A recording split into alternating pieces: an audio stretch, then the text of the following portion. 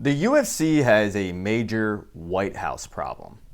Can't believe I'm saying that, but if you're unaware, the UFC are planning a big event at the White House lawn. They've been hyping it up for, it feels like a year at this point when they got the okay from President Trump to do so. It'll probably be International Fight Week because that's usually they're one of their biggest cards. It's like International Fight Week and then the November card at MSG. They try to stack those two cards. And you figure, okay, like they're gonna really stack this card as they normally would, but they're gonna even try to do it bigger than that. They've been hyping this thing up for a while now, especially Dana White. He comes out on social media and he says, hey, you know what? I'm gonna start matchmaking for the UFC White House card, which is kind of funny because he said that he was out of the matchmaking business, but I guess he's back in. I guess I don't know. It's very unlike Dana White to ever lie, but they have a major issue because. And I don't mean to make this a political video, but it's become clear, I think, to a lot of people that this administration is very, and this is nothing wrong with being this, but very like pro-American and trying to show that we are the best and we have the best and everything's the best and I'm the best and, you know, all that. So what is the UFC going to do for a main event when they don't have an American that's even close to being the best in their division? Like, what are they going to do? You know, the first card on the Paramount card, it's headlined by Paddy Pimblett, Justin Gaethje. Justin Gaethje ends up taking Paddy Pimblett to the woodshed and winning a UFC interim title. But I think along with everybody else, goes, okay, great, and we're happy for Justin. And I'll never turn down watching a Justin Gaethje fight. But Ilia Topuria announcing he's coming back, that's a problem for Justin Gaethje. That's like a real problem. Because Ilia Topuria sleeps everybody. He sleeps the unsleepable. You know? Max Holloway, no problem. I'll put you to sleep. Charles Oliveira, 1 round in. He's the Spanish Conor McGregor. He says what he's going to do. He goes out there and does it. And do you think for 1 second that the President of the United States is going to want to watch an American get slept on the White House lawn? The answer to that is fuck and no. But what is the UFC going to do? They have overhyped this card, and they're bound to underdeliver. Because ideally what I think they wanted to do was John Jones against Tom Aspinall. Now, Jones has been ducking Tom Aspinall for 2 years now, 2 years plus. But with Tom Aspinall having recent double eye surgery, he's going to be out of that fight. And not only that, you probably have to rematch with Cyril Gane, but it's not out of the realm of possibility that the UFC just skips Cyril Gane if Tom Aspinall were to fight. That I always thought made the most sense. You've got American versus England on the White House lawn, the greatest of all time. Even though I think he would lose, he's going to at least put up a fight against Tom Aspinall. It's the heavyweight division. It's always got, you know, the lore and the prestige of being the heavyweight division, even though it's the most shallow division in the sport. I always thought that made sense.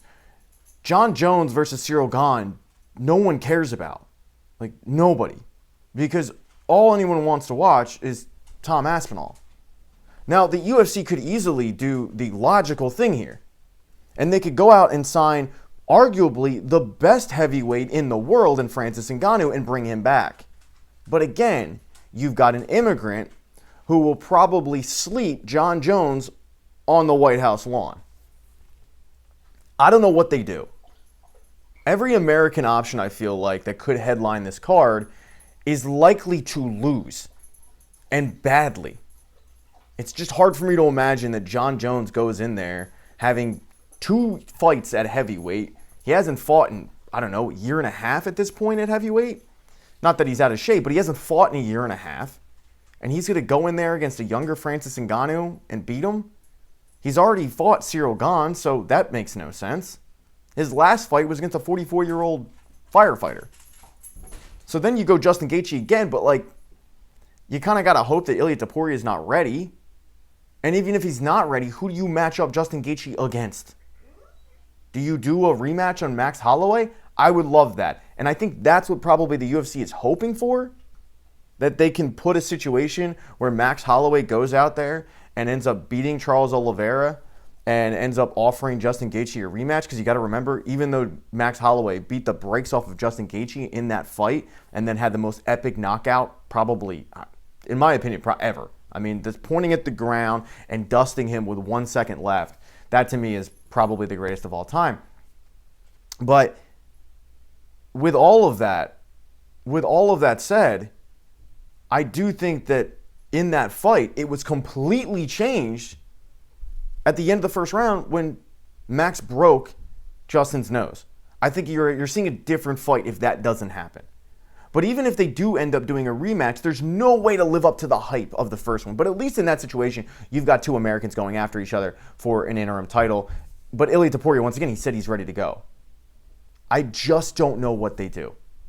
The only logical, to me, big money fight, where other than Max versus Justin, where you've got two Americans going at in a main event that would do numbers and draw, but it relies on Max beating Charles Oliveira for the BMF belt, and then you can put like BMF belts on the line and interim titles. All these fake titles, all these interim titles and BMF titles and all that bullshit. You could throw them on the line, throw them all in a pile. All right, winner take all, loser go home match.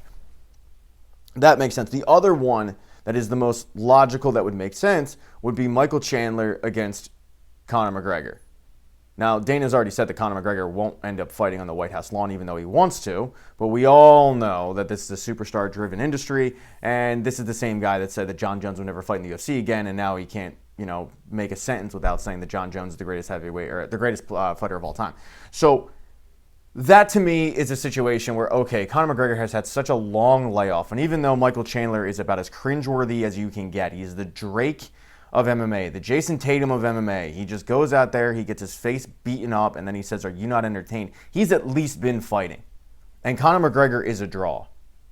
He's one of the few people, if not the only person, that can go out there and main event a card where there are no belts on the line because it's going to do numbers. And in that situation, you could theoretically see Michael Chandler coming out on top. But again, the UFC has a major problem because this is not just a White House card with a cool backdrop that you can put, in UFC 5 or 6 or whatever the latest iteration of the video game is. This is supposed to be oh God, how do I put this?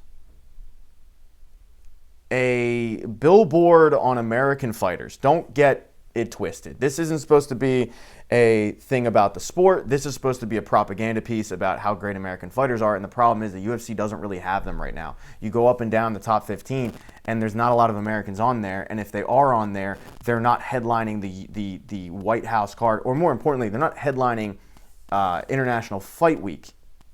They're not worthy of it. So I don't know what the hell they're going to do. And I feel like I can't be the only one that feels like this is going to be a disaster. Because I just have a sinking suspicion that they're going to end up matchmaking this thing and then fights are going to end up pulling off and you're going to end up having a very meh card.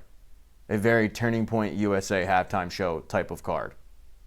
Let me know in the comment section what you guys think and then who should end up main eventing it. I don't care about the White House card. I just care about a good pay-per-view personally. I mean, the backdrop of the White House does nothing for me. Fighting a bunch of fighters fighting in front of the Epstein files does nothing for me.